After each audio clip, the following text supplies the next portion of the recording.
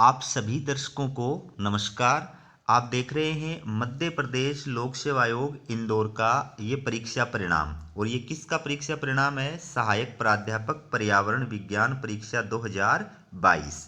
तो एमपीपीएससी के द्वारा आज यानी 3 जनवरी 2025 को सहायक प्राध्यापक परीक्षा 2022 के 2 विषयों का जो परीक्षा परिणाम है वो घोषित कर दिया है, जिसमें एक विषय का नाम है पर्यावरण विज्ञान और दूसरे का नाम है संस्कृत प्राच्य। ठीक है, तो इस वीडियो में दोनों विषयों के रिजल्ट के बारे में और अभ्यर्थियों के लिए दिशा निर्देश जो है उनके बारे में जानकारी प्रदान करूंगा।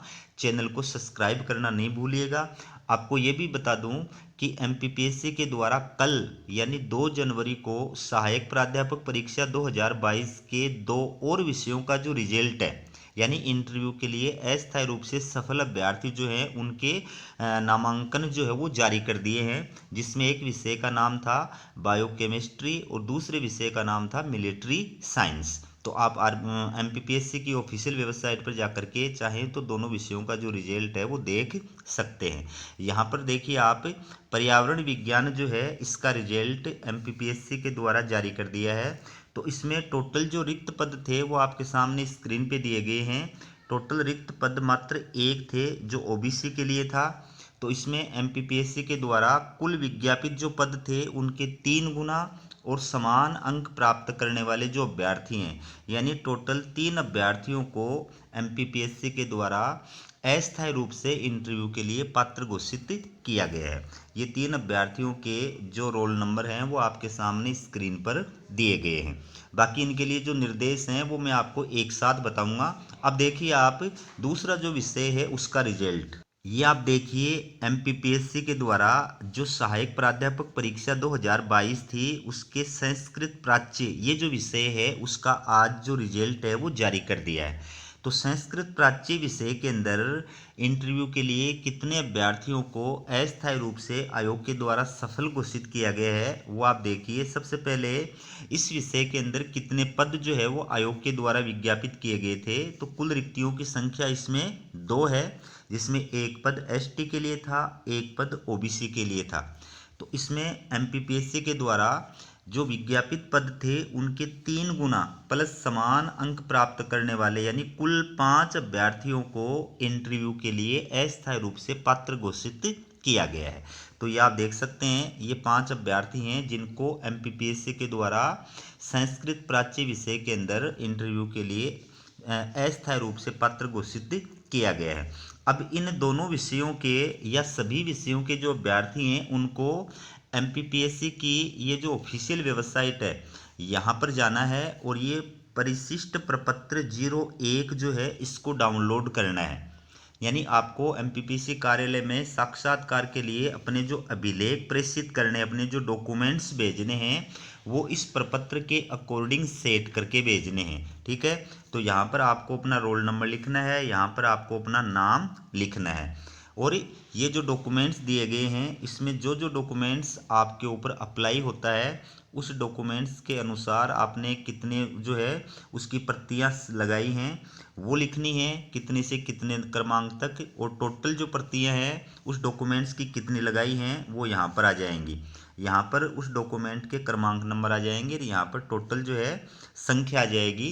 ठीक है, तो इस प्रकार से ये सारे डॉक्यूमेंट्स आपको इंटरव्यू की जो डेट है उससे पहले पहले तैयार करने हैं।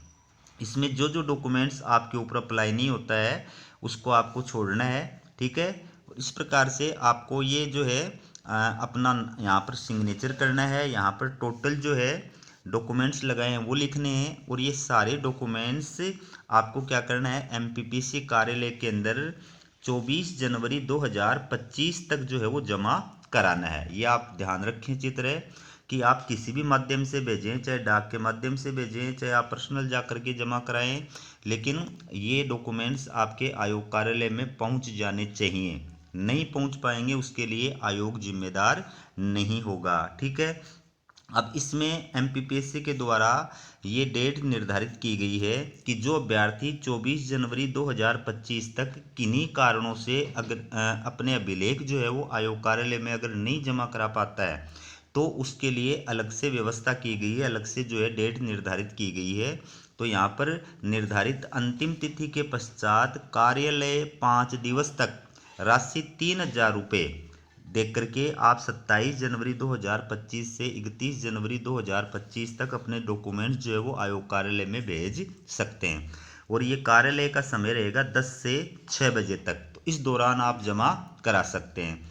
इसके बाद में निर्धारित अंतिम तिथि के पश्चात 10 कार्यालय दिवस तक अर्थात 6 से 10 दिवस तक 25,000 रुपये विलम्ब शुल्क के साथ में 3 फरवरी 2025 से 7 फरवरी 2025 तक आप ये डॉक्यूमेंट्स भेज सकते हैं। लेकिन आपको विलम्ब शुल्क देने की कोई आवश्यकता नहीं है।